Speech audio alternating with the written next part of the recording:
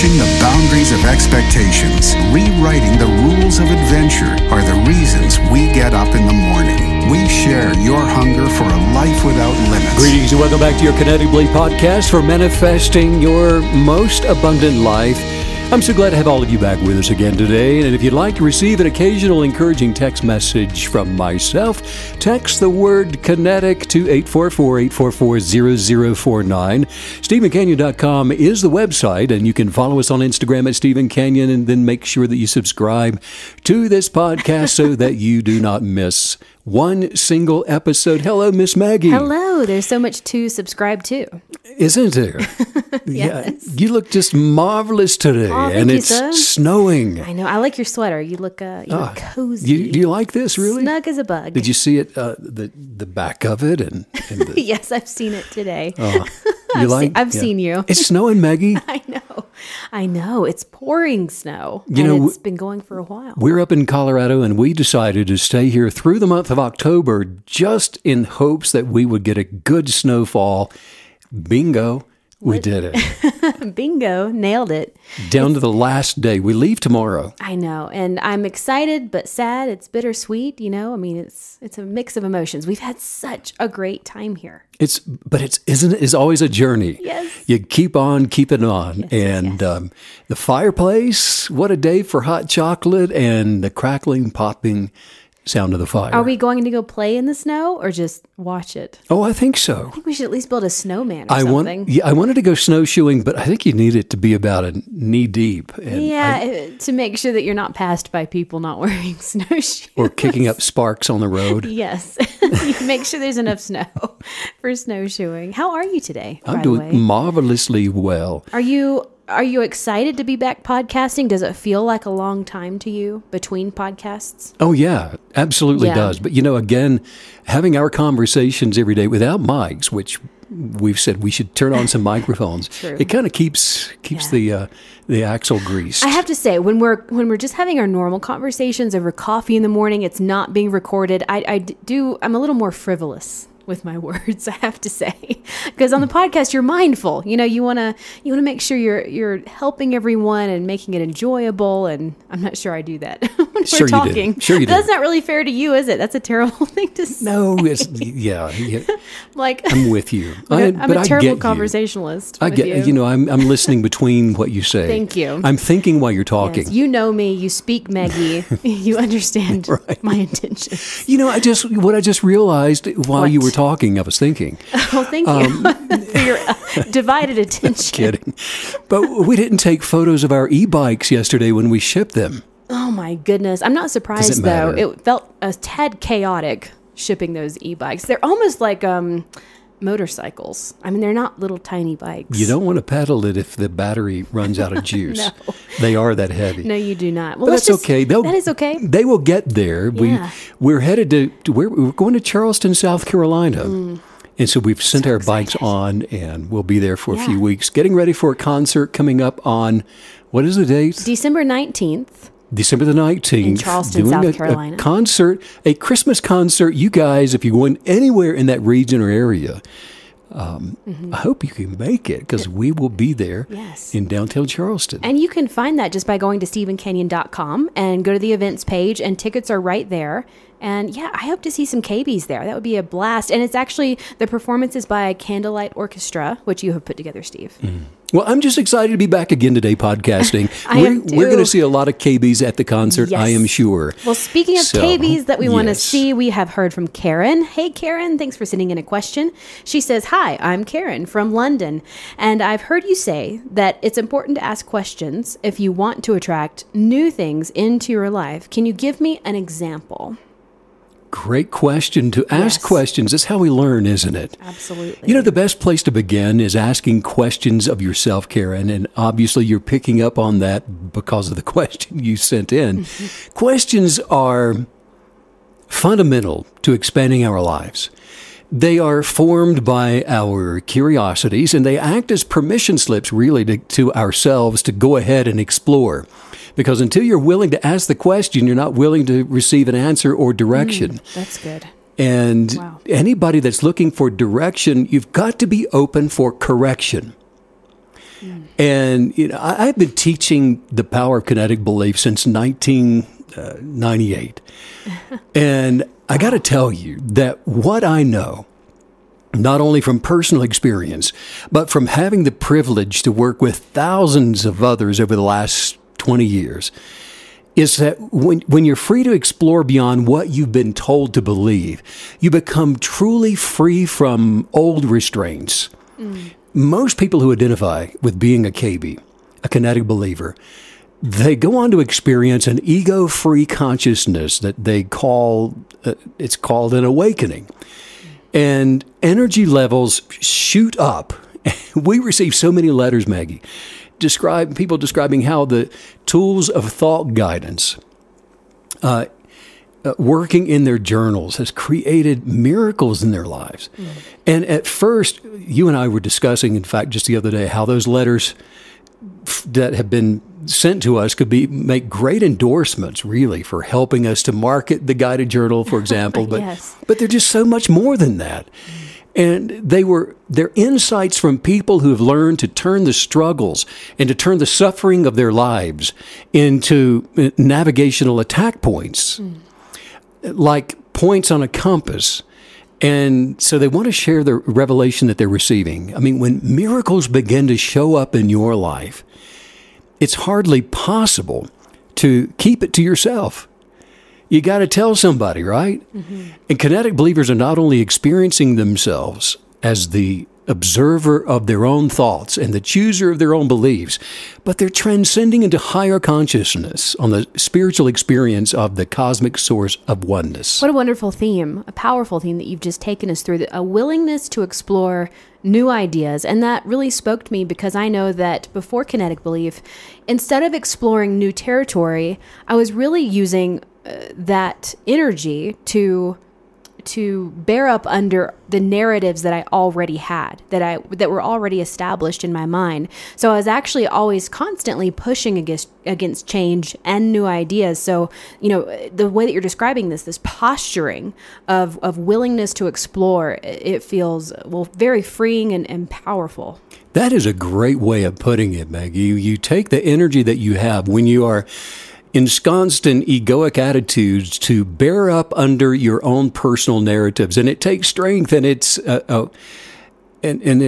really does drain you of your virtue, doesn't it? Yes, you're a survivalist, trying to get from one point to the next. Isn't that true? Emptying yourself. Yes. Recently, after just a couple of passes through the 100-day guided manifesting journal, we had a KB that said he's having a hard time describing all of the positive changes that have taken place in his life and how journaling is shaping his, quote, beautiful life experiences. And he said that he's fallen in love with his present moment self. And that the wisdom of his genius of purpose is now flowing through him. And that's what's powerful. It's like a well of fresh water coming up from within, flowing through you, and you can sense it. And the vast majority of KBs awaken to evolve into higher, wiser, more peaceful people. And the experience begins when they are learning to ask the right questions and be open to the correct responses and correction.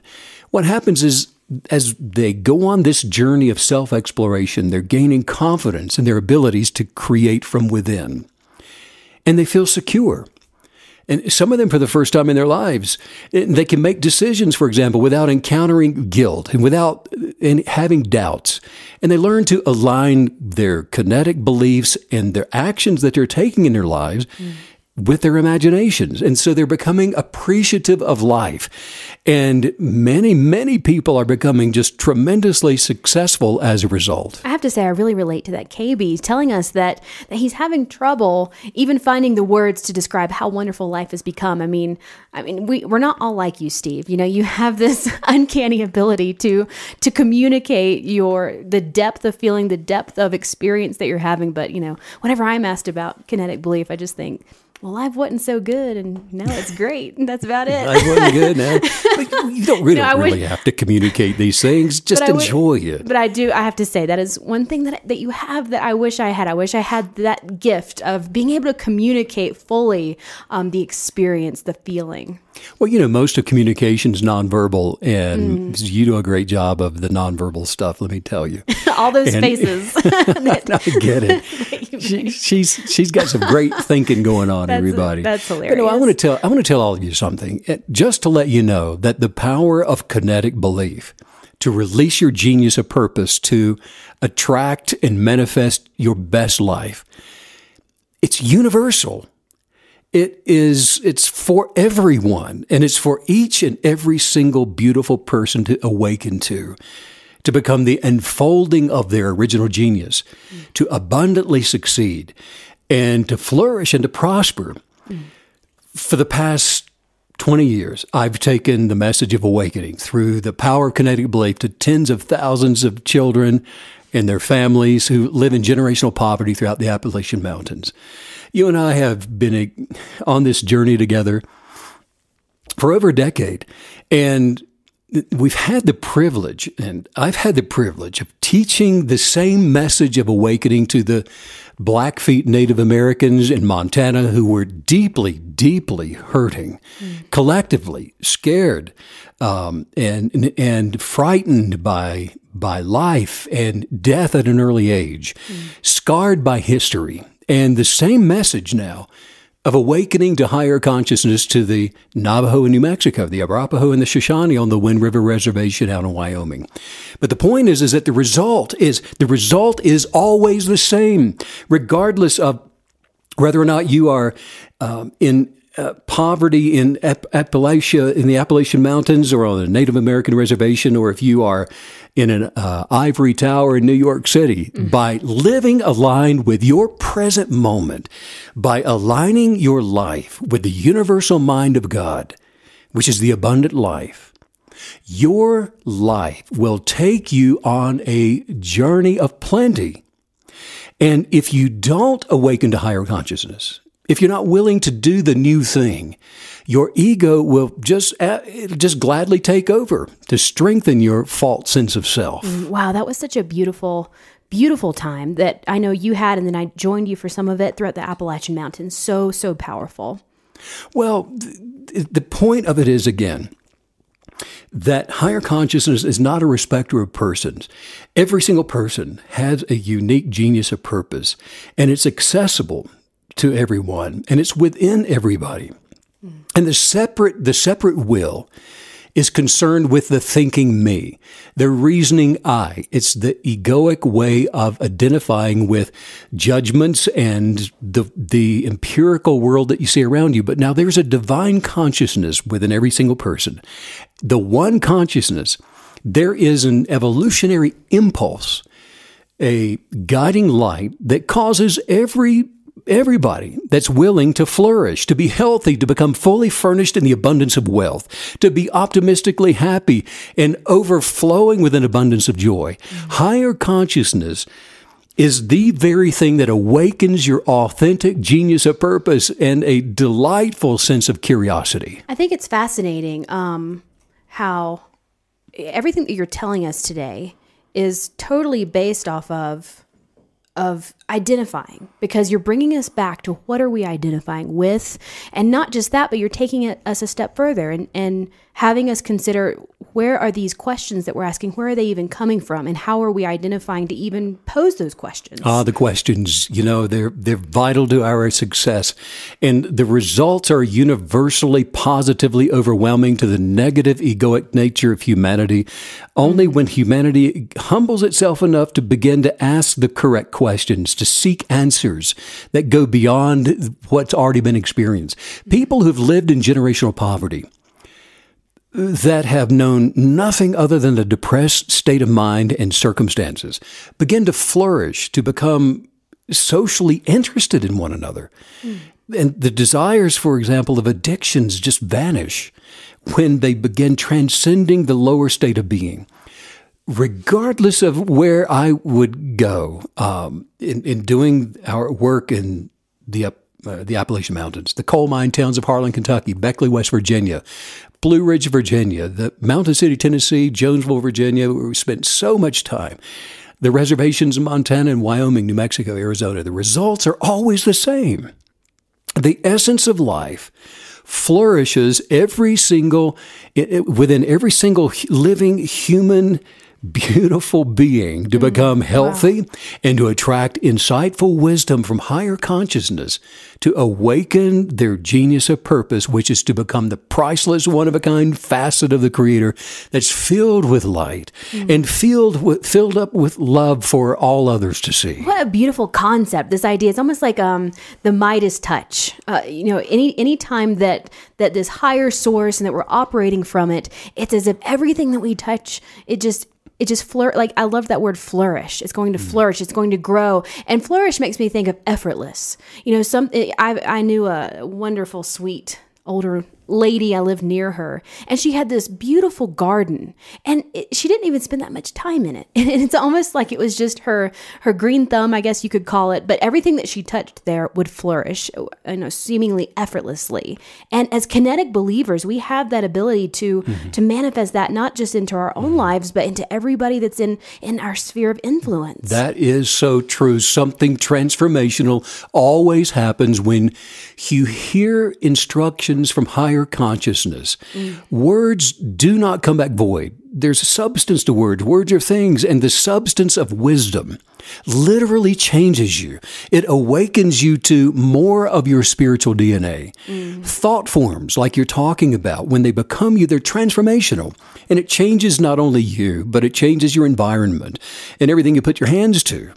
Positive energy changes your life. Positive energy changes your sphere of influence. Positive energy changes the space that you are living within. And as a result, people awaken, and they're ready to deliberately participate in creation. A good friend of yours sings and travels the world performing with Yanni. Yes. And you guys were talking just the other day about touring the States by bus, which she just finished, right before the pandemic. She spent quite a bit of time on a bus. And just because they had so many concerts here in the States, and they were just back to back. But even as grueling as travel like that can be, you told me how incredibly positive she was, filled with the energy of light and love. Yes. And because of that, and she has, you were saying, this authentic personality of a Disney princess? Yes. Even though the circumstances of grueling travel had been upon her, and was more than enough to complain about and to negatively identify with. But she was passing through life, all these life experiences on that bus and flying around the world, playing now to audiences of 30,000 people, because she continually to deliberately choose her beliefs, which give and to give those beliefs the kinetic energy to manifest her dreams, which she is experiencing right now. And she really does have that powerful personality. And I always love talking to her because she makes it so easy. It's like, it's this flourish thing that you were just saying. Whenever I communicate with her, she makes it very easy to feel buoyant and uplifted and energized. And I think it's interesting that you pointed out that she had opportunity. So she had what could be contrived as a negative opportunity to complain or to be, mindful of being in a cramped bus, etc. And it's interesting because immediately what popped into my head is someone that you and I knew that they bought with cash an $80,000 truck. And all that we heard after buying this truck was complaining. I mean, no opportunity to complain, no reason to complain. But I think you're right. It points to that spirit that we carry with us and those choices that we're making. What happened to the truck? It's gone. What happened? It was crashed. Wrecked. Yeah. Look, I don't have to tell you this. For you, all you KBs that are listening today, that are not new to this podcast or new to the power of kinetic belief, and you know what I'm talking about. Sometimes when I meet one of you guys and we shake hands, for example, you're just reluctant to let go of my hand. And I can see it in your eyes with a fully awakened look that asks the question, what should I do now? The question. What should I do now? I'm a KB. My life is marvelous, and I can't explain it like you do, like Maggie's saying I do. And I got the look. I'm communicating with the way I look, but I just can't tell other people what it is that's happened in my life. Is there something in the world that needs to be done? That seems to be a universal communicated question that so many KBs have. They'll say things like, Stephen, I just need to release the love. I got to let this light go somewhere that's within me. Yes. I've got too much to keep for myself. And you see, that's what happens with an abundance of that flow. It has to go somewhere. It's supposed to go somewhere, or it's no longer flowing. I have always found that desire to give, to make a difference in the world, a fascinating part of our existence. The ego would have you to believe that it should be enough to just return to the peace and calm of your own center and to hum and to just be and just watch the world go by, appreciating all things, understanding all from beyond it all. But the inclination for one who is awakened is that there's something more that needs to be done. That's what has kept people holding my hand when I meet them and not letting go and wonder, and they're just wandering into my eyes and they're asking the question, what do we do now? Now that we've found the answers that we're seeking collectively, individually, now that we have the lens for higher consciousness, what do we do with it? Where do we go from here? How can we do this together? And in the past, we just kept ourselves unconscious by not knowing what to do with consciousness. But now we know what to do. Well, you're totally nailing the personality of a kinetic believer, because we're people of action. We love meditating on these truths. We love receiving them, getting revelation knowledge, but it starts to get a little pent up, right? I mean, the more truth we receive, the more joy that we manifest into ourselves and into our lives, it has to go somewhere. Well, the unction of wisdom has revealed through one love, a collective directive for all those that are awakened. And so back to the question that came in today, the question, what should I do? What kind of question should I ask? Is a question. Form the question, ask yourself, what should I do now? And let it rise up from within. Because what's going to happen is it's going to be revealing. It's going to present a more revealing question of, is there something more that you would like to do? Because when you pose a question with enough authenticity, enough sincerity, and when you're willing to receive the answer, the universe will find a way to answer you. Is there something more that you would like to do? Remember that the collective consciousness is not in your genius. Your genius is in the collective consciousness. And that's easy to forget in the pride of ego. It's not enough to just create for yourself. You see, there is a point where personal transformation turns from self-examination over into social participation. The collective consciousness is not in your genius. Your genius is in the collective consciousness. So KBs are evolving, you see, beyond self-examination. And it's universal. And it's marvelous to watch this happening. They're just making it through the labyrinth of the illusory by awakening beyond the empirical world. And they are aware of being presently in the world while observing the world. You're really helping me today to understand the connection between the self, the collective, and how not, and also the physical. So I think many times we can, you and I've even joked with you, like, am I enlightened yet? Am I there yet? Do we need to keep doing this? Because I think I've arrived. I'm fine. Am I enlightened enough? Right, exactly. It is good enough. But it's sort of funny because I think sometimes the reason we can get a little enlightenment fatigue is because we're not tethering it properly to the physical, to the collective. We don't understand how to express that in a way that's manifesting properly. And I can feel right now that you're helping us piece all of that together, because that's a whole other level of satisfaction and fulfillment in this process. Well, that is the process of awakening, is enlightenment. That's becoming you. Enlightenment is something that happens to you and is part of the awakening process. If you have awakened to manifest the ability to create a civilization that is more peaceful, that is wiser, that's more loving, and of a higher viewpoint than what's being suffered presently, then it's no longer enough just to walk in the woods and notice the reflections on a pond and to enjoy the moss on a tree. There's more now. So today, to enjoy the moss on I enjoy tree. The moss on a tree. I'll be back in an hour. Right. I mean, as important as that is, there is more. There's more to Yes. all of that. Yes. And the leaves, when they're turning, all this stuff is beautiful and it's important, but there's more. So today, when an awakened KB gives me that questioning look, I say to them, I'm contributing to the manifestation of an enlightened world. Would you like to join me? Would you like to come Yes. along and partner with us to do this very thing? And absolutely would they ever. It's a longing that comes from within. You don't have to stir this up within yourself. You got it, and it's overflowing. Now it has to go somewhere, and I don't need to tell you that. There's a hunger and a thirst to allow the goodness of creation, the goodness of God, the Creator, to flow through you and to those around you, even if you don't know what to say. We've got to share it, right? Yes. It's this awakening, Maggie, to a broader responsibility.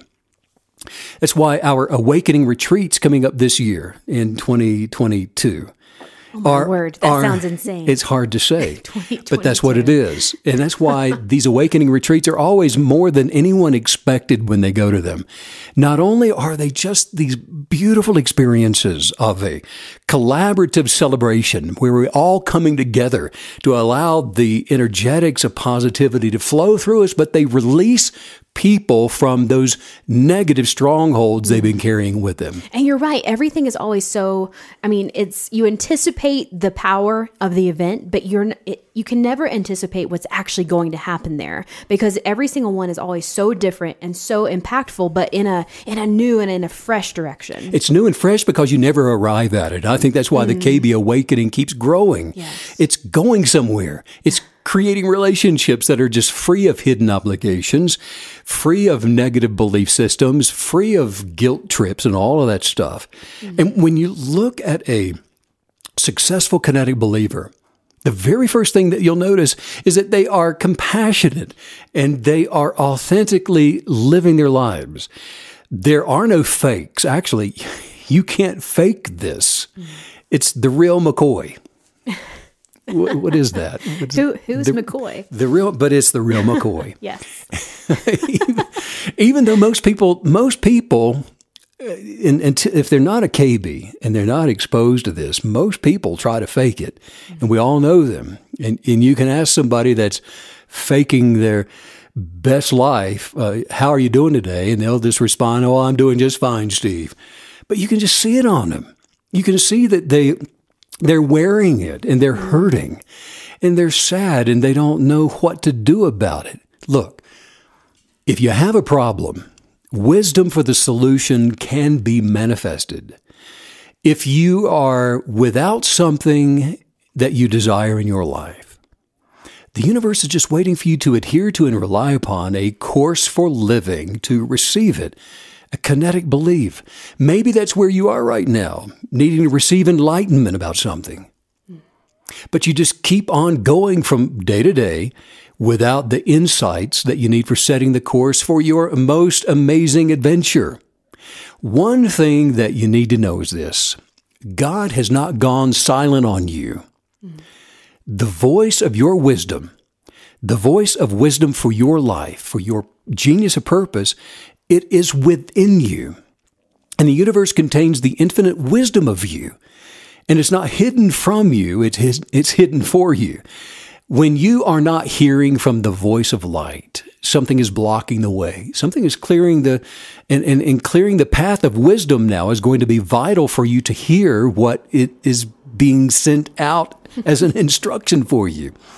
The answer to living a life of purpose and one of celebration is hearing from your Creator and then doing what you are enlightened to do. You know, you just mentioned that if we're not hearing from that internal higher source of wisdom, that there's obviously something blocking it. And what is our first step to discovering that blockage so we can get rid of it and fix that connection? I know that in the past you've even mentioned, checking love, unconditional love as a first step. Is there something that we can just ping off of and keep tucked away so that when that happens, when that communication we feel like it's been sort of severed, where can we go first? Well, I think that this kind of brings us back to let's just examine some questions that we can ask ourselves, because it may be the love walk that we're at one point in our lives determined to be in, and somehow that we don't care about anybody. Don't even love ourselves anymore. It could be that. So we're right back to knowing what kind of questions to ask, because there is no reason to go year after year or even month after month without receiving unctions from your genius of purpose on a particular matter. And if you've been stuck in the same place, it's time to consider asking some questions of your higher consciousness, which always responds when asked. One of the first things that I ask myself is, do I really believe I will hear the voice of wisdom? Wow. The voice of love, like you're saying, and the voice of light. Do I really believe that I'm going to get this unction from within? Because I know that if I will seek the knowledge of my purpose with an intensity of gratitude for the answer, enlightenment will well up from within me to the point of overflowing my sense of cognitive awareness with the most amazing, fantastic aha moments. It just comes from within. How powerful to take a moment before even asking the question. And you're telling us to take a moment and acknowledge that we are believers, acknowledge that we believe that we can hear from higher source in the first place. This seems obvious, but it's so not obvious at all, especially in the moment, because when you're stuck, like you just described being stuck, and when you're in those situations in life or those seasons in life, you can feel very disoriented, and it's really easy to forget even the most fundamental things that we've learned about kinetic belief. So starting at the beginning to acknowledge that we're a believer, posturing ourselves before asking the question is, wow, I'm going to write it down and stick it in my pocket because I need it. Well, because if you don't believe it, you're not going to expect it. Yes. If you don't expect it, you're not going to recognize it when it shows up. Wow. Because you may be trying to figure out what to do. And you may be talking to your best friend about it. And you may even be complaining about it with a sense that, you know what, if I'll just complain enough, if I will let everybody else know how miserable I am, how hard my life is, how special I am, because my life is so much harder than everybody else, then I'm going to get what I want, which is relief from the problem. But if you don't really, and if you don't truly believe that you'll hear from unctions of your inner being, you won't. Not with any clarity anyway. You won't understand it when you do get it. The unction, if it shows up when you're not expecting it, when you don't believe it, it will be twisted with all kinds of reasonings, with all kinds of doubts and worry and fear. Perhaps you've convinced yourself that you've got no choice. There's nothing you can do about whatever situation you're in, that you're stuck with no options. I don't know what to do. I don't have the wisdom for this or insight, and I've got no place to turn.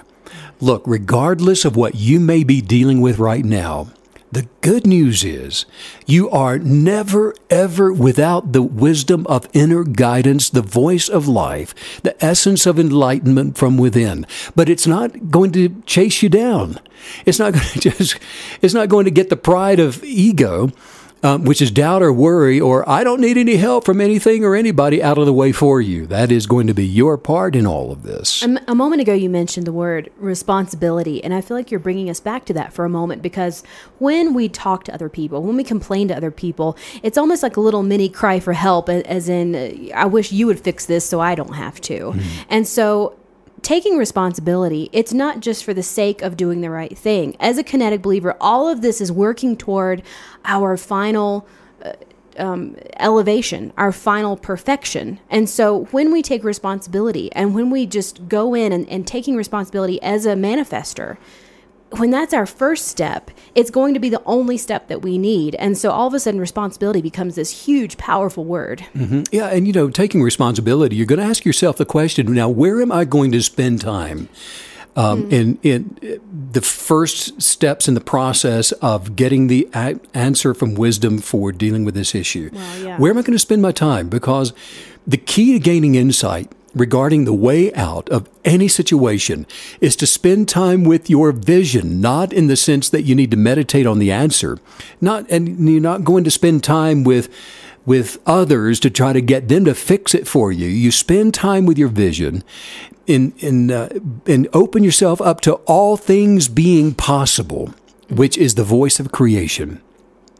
When we align ourselves with that which is beyond the history of our physical experiences, the light of wisdom begins to enter in. When you just mentioned the voice of creativity, of creation, when we are asking these questions and connecting with higher source, is our highest self, is that one with source in those moments? Or is it always that way? Are we always at one with source? Because, highest self, highest source, what are those connections exactly? Well, God is always within. Wisdom, higher source is always within. But when we are present-minded in ego, then we're identifying with our lower state of being. And so we are deafened to the voice of wisdom because we are receiving the noise of reasonings. Wow. And so the ability to connect ourselves with oneness, with higher source, to transcend the lower state of being into higher consciousness is always present. It's always available to us. So it's just a matter of doing these things that we're talking about to be able to transcend that lower state of being and receive the wisdom for your genius of purpose and for living your best life. And then the second thing to ask yourself when you're faced with a situation that you just don't know what to do about is, am I relying on others to hear from the wisdom of my purpose like we're talking about? Am I going to rely on other people to hear the voice of my wisdom from within me? Wow. And a stethoscope isn't going to get you there. It takes more than that. No, because so many people do rely on others. You need to tell me what I need to do with my life. The universe does not work on the precepts of favoritism. Another person cannot be granted with the wisdom of you. The Bible says in the book of Acts that God does not show favoritism. You see, creation is a co-equal celebration of the diversity of everyone. Look, it is so easy to want to hear a word of wisdom regarding your purpose and your direction that you should go in for continuing the journey of your life. But no one was created to be dependent on someone else's kinetic belief. A teacher, a coach, they can build you up and they can all inspire you. They can encourage and champion and celebrate you, but they cannot receive the insight that is original to your genius of purpose just for you. Don't depend on someone else gaining personal insight from your creator that's meant for you. Your higher being is one with the source of you. So what we do is we construct our lives in a way that we hear from higher consciousness regarding ourselves. The universe is no respecter of persons. It does not favor one person over another. Just because one person is successfully living the life they were put on this earth to live doesn't mean they have your answers. And so the voice of your wisdom will speak to you just as much as it is available to speak to anyone else. What a powerful identity to live by. I just love the idea that I'm going to go through my life, through my day, and I'm constantly reminding myself that, hey, I'm the final authority on me. No one knows me better than me. And many times, that's so it's so easy to fall into the trap of needing 10 people to agree with some decision that you've made to feel good about it. But what a watered down belief system that's going to produce. How are we ever going to manifest something if we barely believe it ourselves unless someone else is telling us to? Right. That's so true. Yeah. And something you mentioned earlier, and I think we would be remiss to just run past it, is that love you brought up again love and how imperative it is that we remain postured in unconditional love, because that's another question that I ask myself when I'm in the middle of not knowing what to do, and it just shows up like that, comes out of nowhere, when I just seem to run out of ideas. The question I'll ask myself is, now wait a minute, Stephen, am I heading out the door every morning right now? Am I ready to unconditionally love everyone that I come in contact with? And am I doing this in the spirit of forgiveness or not? And like we were talking about the other day, you learn to love your neighbor. Or who is your neighbor? It's whoever's closest to you at any given point and moment throughout the day. The energy of attraction cannot be fooled. You can't just have good intentions while doing a negative thing. The energy of attraction cannot be fooled. The substance of faith does not emanate from bitterness, jealousy, strife. It does not work from a posture of anger or worry or doubt or any kind of fear. Every single one of those emotions are negative, with negative consequences. And if you do not have a genuine lens of enlightenment that rises above the egoic nature of judging other people, you then are not operating in the spirit of love. And I shouldn't be just saying you. This is universal, includes me, all of us. We are not where we're supposed to be. We are at that point then, therefore, a victim of negative consequences. We're setting ourselves up to experience negative consequences when we complain, when we are bitter and negative about anything. And this is the law of reciprocity, Maggie. This is the law of creation.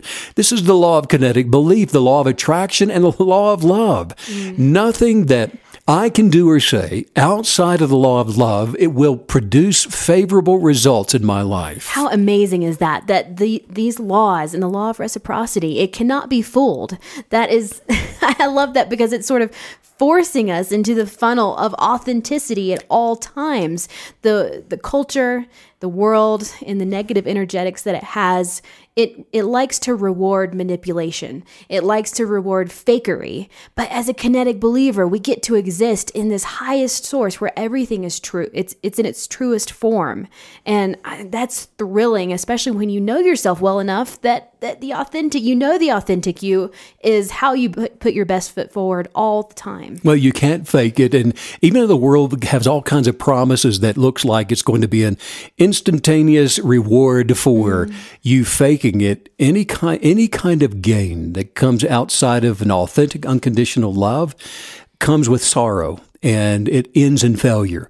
But look, if you're the kind of person that has a reputation, for example, for jumping all over other people, for giving them a piece of your mind, or speaking harshly, ridiculing other people, talking negatively about others, hearing unctions of insight, and gaining wisdom and counsel for attracting the circumstances that you were put here on this earth for, on this little blue planet to experience the beauty and the wonder of, it's just going to be far more challenging for you.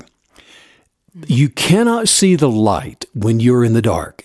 Understand that you cannot refuse to give love and expect to receive the essence of the power of life from within it. All things work from within the quantum physical evidence of unconditional love. This kind of love, it's the human's word for the presence of the free-flowing God particle that's fluxing to become evidence of things that are hoped for. You know, the way that you're describing this too, I think a lot of times we're really tempted to look for a one-stop shop, the blue pill or the red pill to fix my life.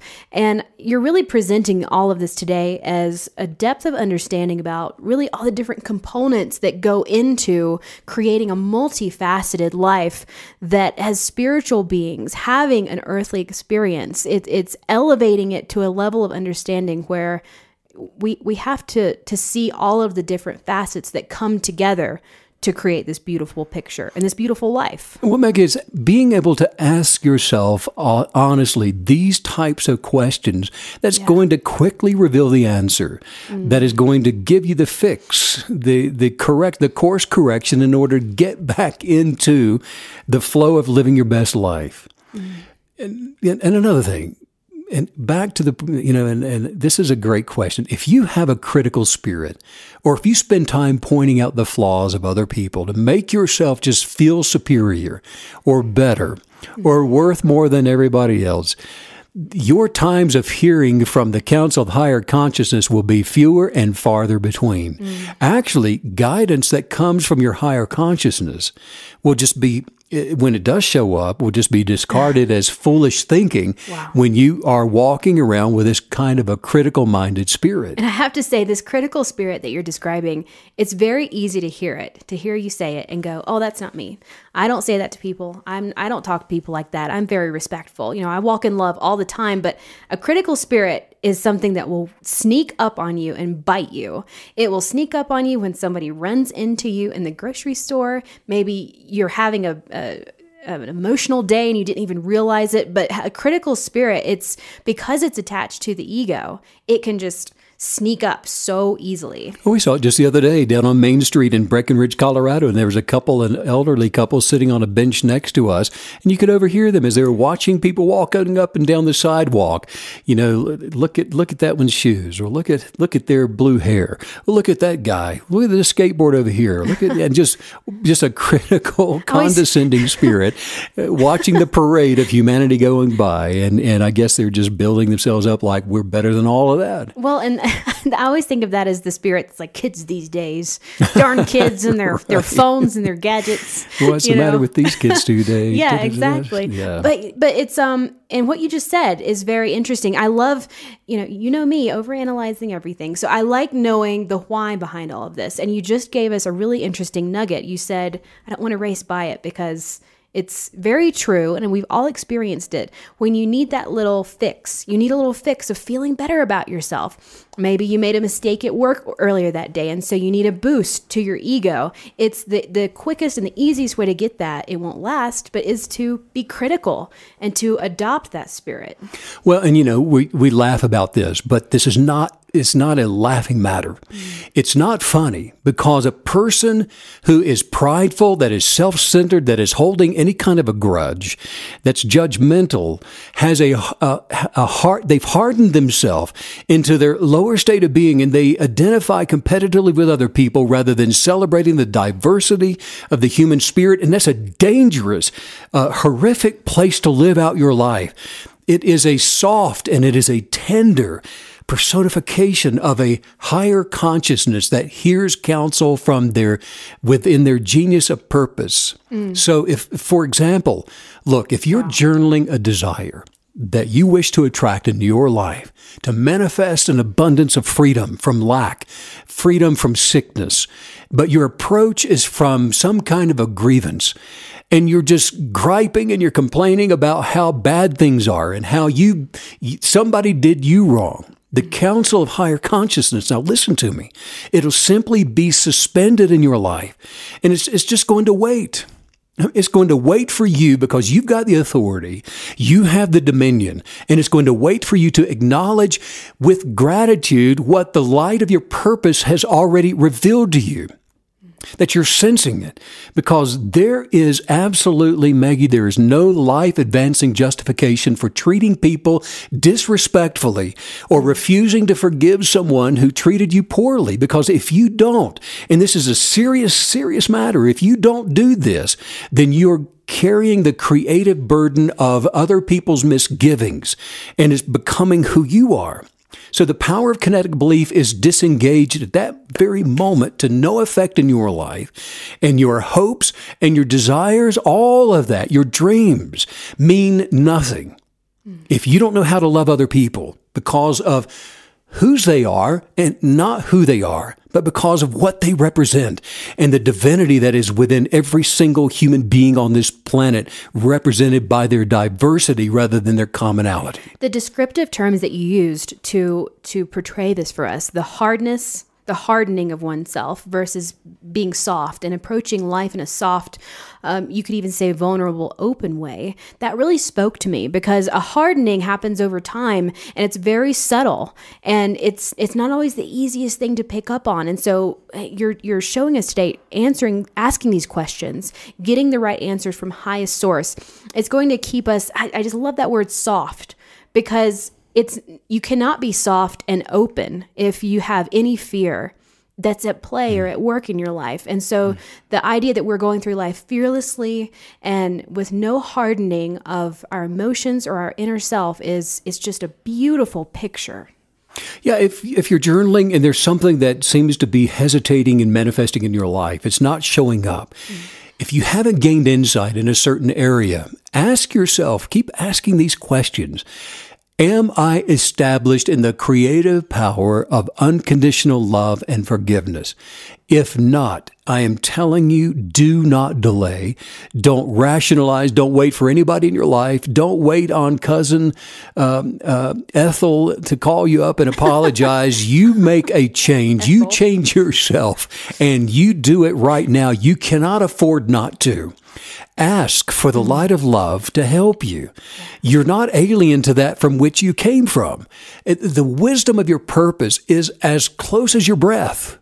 But now you've got to get the labels of life out of the way in order to be able to hear it.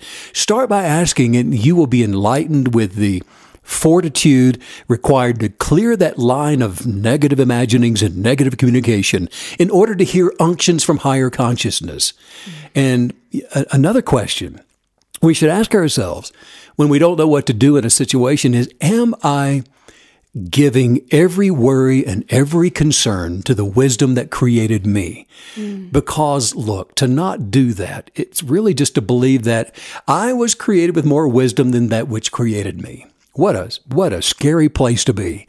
As long as we're holding on to the care of any situation, I'm telling you that it's going to be very, very difficult to gain creative wisdom. If you've already made a decision, or if you are fearful of making a wrong decision in whatever situation you're in, there's no room for inner wisdom to speak in your life because you've made your mind up. Remember that you have been given the authority to make decisions in your life. It's up to you. You have final authority. And if you tolerate fear to the universe, you've made the decision to not move forward, and you're communicating that, and you are at that very moment that you've made that decision to not move forward, you are defeated. These questions today, it's really revealing the enigma that is a kinetic believer. You know, we're supposed to sit here and humble ourselves enough to say, I don't know the answer, while also simultaneously embracing the concept that the universe, the wisdom of the universe is within us. I just think it's sort of hilariously beautiful that we get to have these experiences. And, you know, when you first began the podcast today, the concept of asking the questions, asking these specific questions, it already felt so illuminating. But I have to say, as we've moved deeper and deeper into this today, it's revealing the true genius of what you're saying. A question is not just a question anymore. It's revealing so much about our state of consciousness, our ego, our intentions, the future, our heart's desires. And so being able to step back and dissect a question is becoming greatly, not just empowering, but again, we're being shown the genius of what you're presenting to us today. Yeah, questions open you up, don't they? Yeah. Because we're on a journey, and for a journey you need direction, and for direction you need to be open to correction. Yes. A poet and an acquaintance, a friend of mine, Maya Angelou, wrote, "You may encounter many defeats, but you must not be defeated. In fact, it may be necessary to encounter the defeats so that you can know who you are, what you can rise from, and how you can still come out of it." So ask yourself, am I using my creative authority to ask for guidance? And when you ask the question, be honest with your answer. Some people have a hard time not being in control of everything all the time. And they just refuse to go into that arena. But this is going to be your greatest enemy. One way to ask for the counsel of wisdom for guidance is to recognize your thinking is separate from you. It's your ego that's attempting to find an identity to then go and attach itself to. Don't let anything cloud your thinking. Go for a nature walk. Clear your thoughts where there is nothing between you and your life force. Then notice if fear begins to creep in, and actively speak words of confidence if it does in order to resist it. Look within, and once you're clear, there will then be an impulse of instruction. It's like a diamond in the rough, and it'll be so illuminated, like all those sparkling gems you pick up every time we go for a walk, Maggie. It's a gift. It sure is. Just like that. There'll be no need to reason with that shiny thing when it comes from within. Choose the impulse from light, for it contains love for you and it has precious value for you. And hold on to it. Don't turn to the left, don't turn to the right, don't confer or counsel with anyone else about it. Hold on to it and don't start moving forward without it. The guidance is going to be for you. And it came from the beginning of all that was begun. And it's meant for you to take and fashion your life from within its beautiful essence. You know, everything you just said here, it brought all of this full circle. It brought all of this home for me. And it did bring a tear to my eye, because I just felt such a deep sense of relief. And when we participate in everything that you've told us today, when we actively apply this to our lives, we get to relax for once.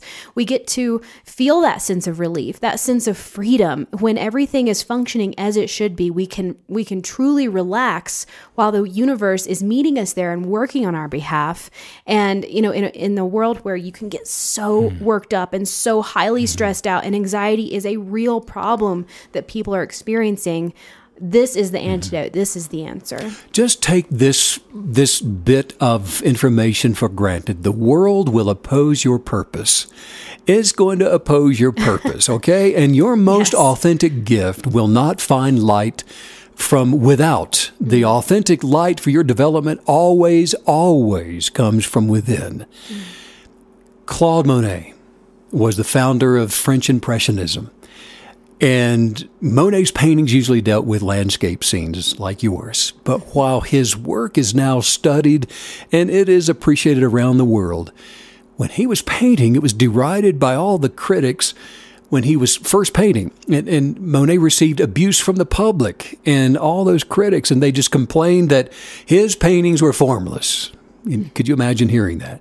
You're not any good. Your paintings are unfinished. And they said that your paintings are ugly. How about that for an adjective? Your paintings are ugly. Well, as a result, Monet and his family endured living in poverty. Today, an average price for a Monet is over $7 million. And his beautiful landscapes, the one it's entitled Impression Sunrise, it's now studied and appreciated in art colleges around the world. Monet wasn't alone either. And you will not, none of you guys, all you KBs, you're not going to be alone in this either. The same was true with Van Gogh. It was true with Vermeer, Picasso. None of them would have continued to paint if they had sought approval from people rather than their higher creative consciousness. Take the time to journal what you're grateful for.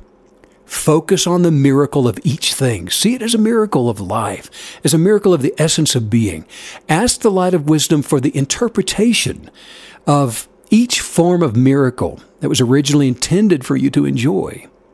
Seeing through the lens of love draws you closer to God's presence, and the breath of higher consciousness, it won't seem so far away to you. The magnitude of the miracle of goodness and holiness becomes far more real. It's a tangible thing. It's not some whimsical idea. And you clear the way now to hear from the intimacy of its counsel. And you know something, Maggie, another question that we should ask ourselves, I ask myself, when we don't know what to do in a situation is, have I neglected to follow through on something I've been told? Have I just let it pass by? Because the universe can be temporarily manipulated by thought contradictions.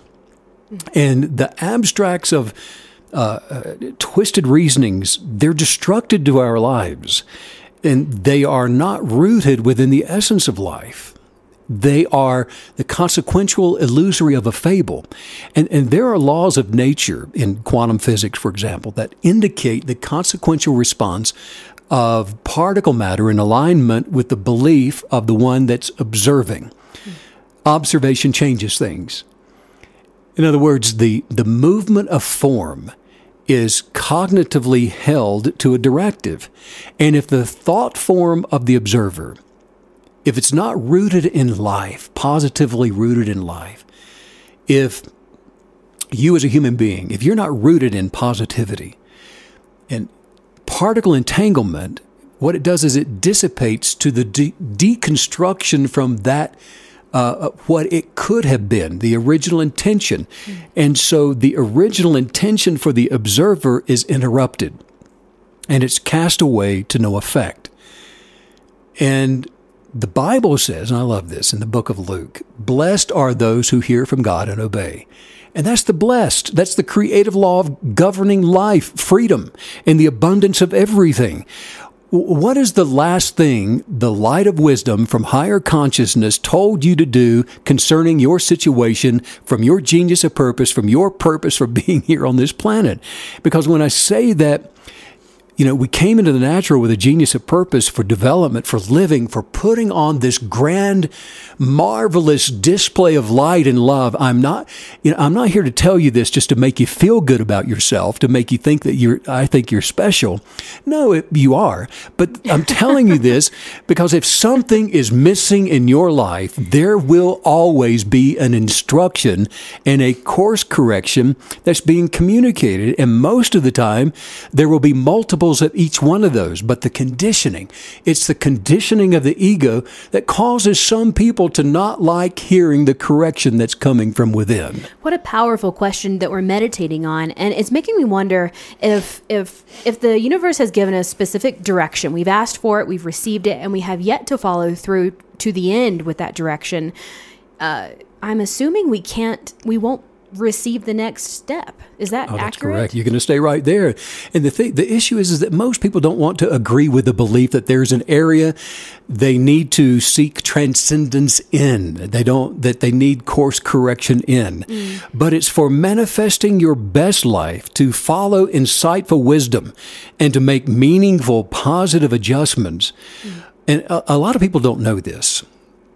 But at the age of 22, Walt Disney was fired from his job at a newspaper because they said he lacked imagination and didn't have any good ideas. Wow. If you haven't received counsel from higher consciousness, consider that the universe may just be waiting for you to respond to the last unction of wisdom, rather than turning to others to seek their approval. Maybe you haven't even acknowledged a solution that was transmitted to you, and you're still sitting and waiting for someone to do something for you, to tell you that you're qualified. And if Walt Disney had waited for a person to say you're qualified, well, there would be no Disney to this day. Follow through is obedience to your higher self. Forward thinking simply means that I'm going to do what inspiration tells me to do, even when I don't understand it, even when there's no one around me that understands it. But what most people want to do when inspiration comes, Maggie, is talk and think about it and just mull it over and over and ask other people about it enough until they're no longer inspired to act on it. Well, and that makes me think immediately of, you've taught us before that when you have a desire, when an unction is given, a vacuum is created, and we're supposed to fill in that vacuum with manifestation and growth and achieving what the insight gave us to achieve. However, the ego is highly manipulative, and the ego can serve to talk about it, like you're saying, talk it to death. And it's almost as if that gets rid of the vacuum, because you can kind of feel the original inspiration die the more that you just talk and talk and talk and talk about something that you've been inspired to do. We create a quantum vacuum with a kinetic belief that has an expectation, a desire, and calling things that be not as though they were, creating a space for manifestation. The universe then moves the particle attraction to fill that vacuum. The universe abhors a vacuum, and that's scientifically proven. It's our responsibility to hold on to that belief until it shows up. And if you're holding on to a belief, you're maintaining a vacuum, a space and a place for the manifestation of that thing. And a great example of that, with an identity that he had assumed and would not be moved off of the mark. Guess who founded the Detroit Automobile Company? and went totally bankrupt, completely bankrupt, lost it all, belly up. Henry Ford did that. Wow. A lot of people don't know that, but in just a few months after that, because of his kinetic belief, because he'd created a vacuum of expectation, the universe had to respond, and he founded the Ford Motor Company.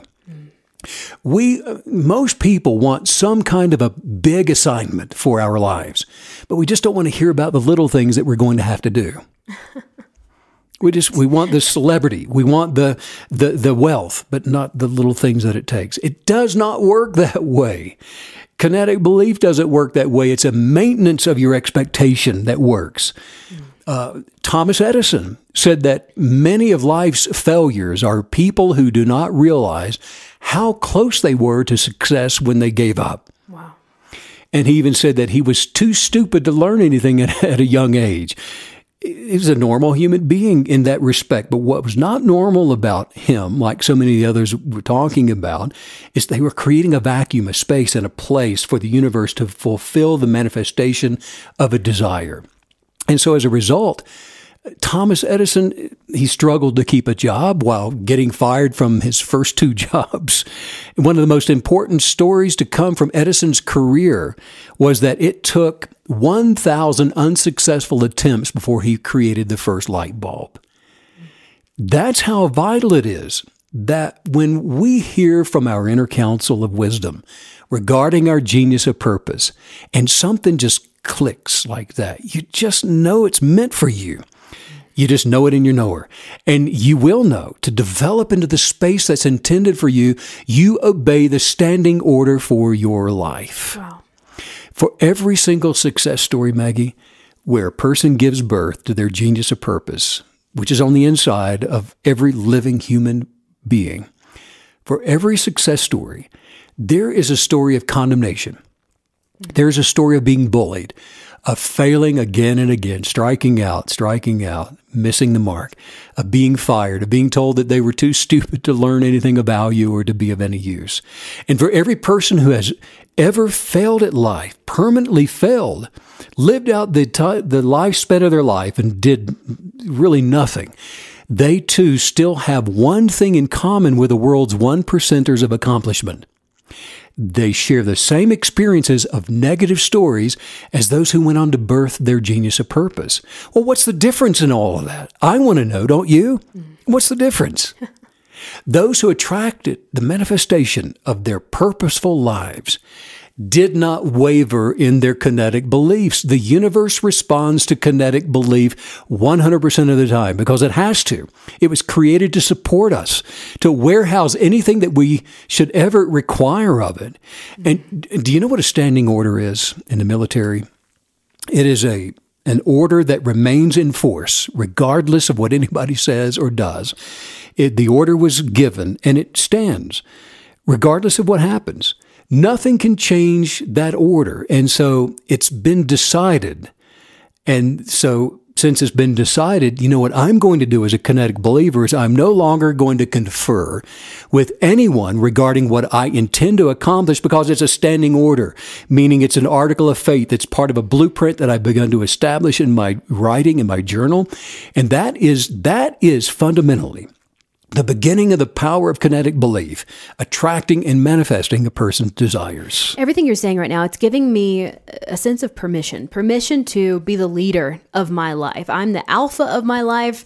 I say what is failure. I say when I'm going to succeed. I don't need to ask people if I'm having a good idea. I am having a good idea because I say so. And this is absolute empowerment. You know, this is the pinnacle of existence in this life because it allows us to bear up under our own ideas and to take control, full control. And obviously this is in conjunction with the universe, but this is what the universe needs us to do. Because every time that we, in this mousy way, ask if our idea is a good one, we're watering down our manifesting power. We're watering down our identity and our belief. That is it.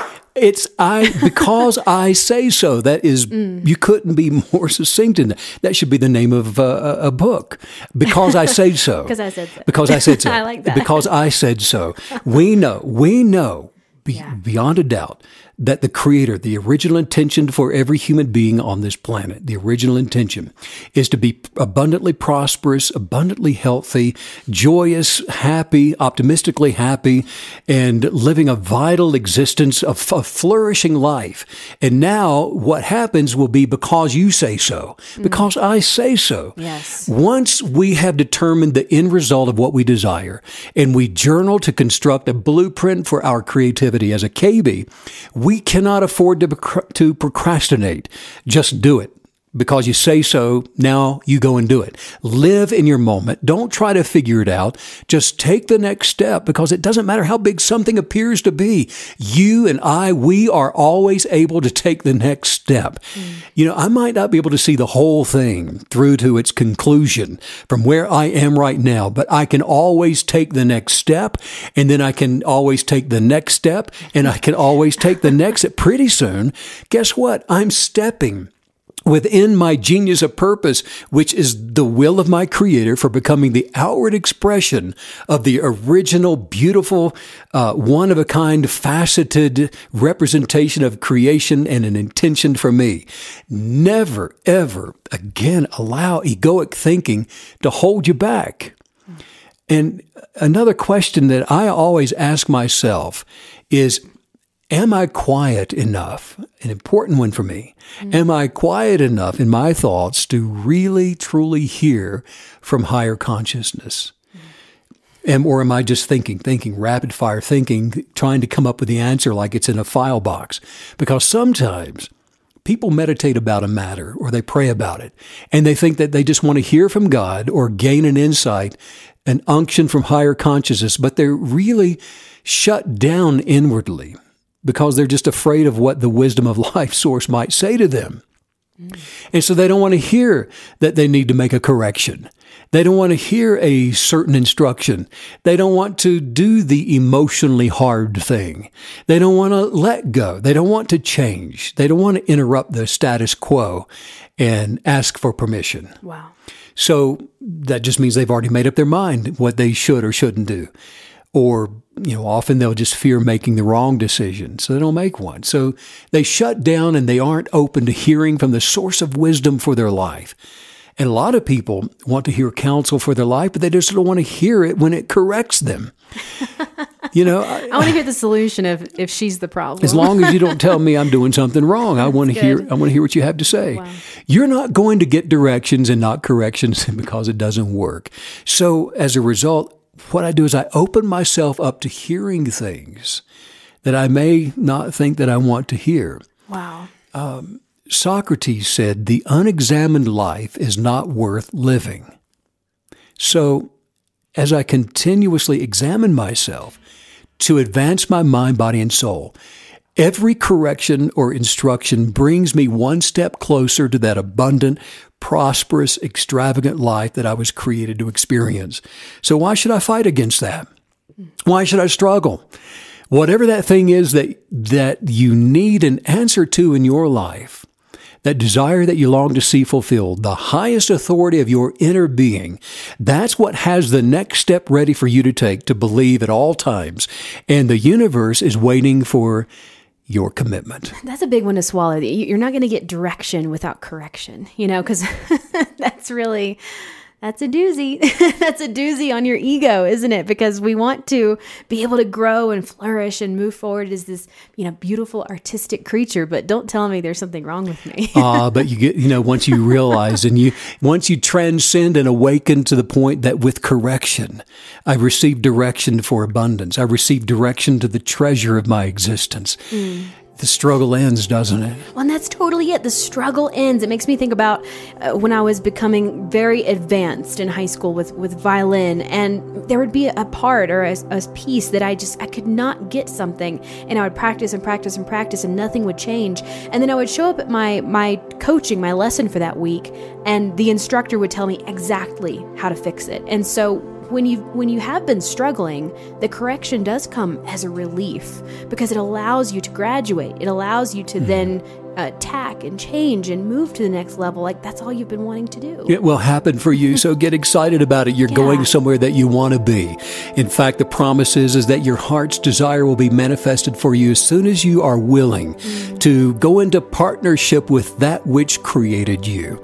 And let's just work on some highest viewpoints here. Okay. And just say this aloud. Say, I am so excited. I am so excited. No, I'm really excited. No, really, I'm excited. For what I am choosing to become. For what I am choosing to become. The choices represent my passions. The choices represent my passions. And my passions represent my purpose. And my passions, they represent my purpose. Nothing can stop me. Nothing can stop me. From manifesting my passions. From manifesting my passions. I don't think you heard me. I don't think you heard me. I said nothing. I said nothing. My unwavering desires. My unwavering desires. Are changing my circumstances right now. They're changing my circumstances right now. The quantum theoretical laws of creation. The quantum theoretical laws of creation. Has proven beyond any doubt. It's proven beyond any doubt. That my unwavering desires. That my unwavering desires. Are changing my circumstances. Are changing my circumstances. Right now. Right now. And I wake up every morning. I wake up every morning. So excited. So excited. No, really, I'm excited. No, I am excited. To experience. To experience. The greatest version of me. The greatest version of me. And I am attracting. And I'm attracting. Positive circumstances. Positive circumstances. And positive people into my life. And positive people into my life. And my unique inner genius. My unique inner genius. And strong willpower. And strong willpower. Is causing me. It's causing me. To become even greater. To become even greater. And my imaginative journaling. And my imaginative journaling. Is attracting my greatest desires. It's attracting my greatest desires. It's changing my vocabulary. It's changing my vocabulary. And it's aligning my actions. And it's aligning my actions. Toward attracting abundance. Toward attracting abundance. My greatest purpose. My greatest purpose. It's manifesting right before my eyes. It's manifesting right before my eyes. And I am so thankful. And I'm so thankful. I am so grateful. I'm so grateful. Today. Right now. Right now. I'm filled. I am filled. With the strength of joy. With the strength of joy. And I'm overflowing. And I'm overflowing. With an abundance of wealth. With an abundance of wealth. Wow, what an exciting, powerful podcast full of questions, but the right kind today. If you do want to check out the journal that we mentioned on today's podcast and all the others, you can do that at StephenCanyon.com. And make sure if you do have a question for Stephen or you want a topic we talked about on the podcast, send us an email. What is that? Kinetic Belief at StephenCanyon.com. That's it. And KBs, if you're going to be in the region of Charleston, South Carolina on December the 19th, we look forward to seeing you at the Candlelight Orchestra Christmas concert and sending out so much love and so much light to all you KB creatives all around the world. Oh, yeah. And thanks as usual, Steve, for all the wisdom. Bye.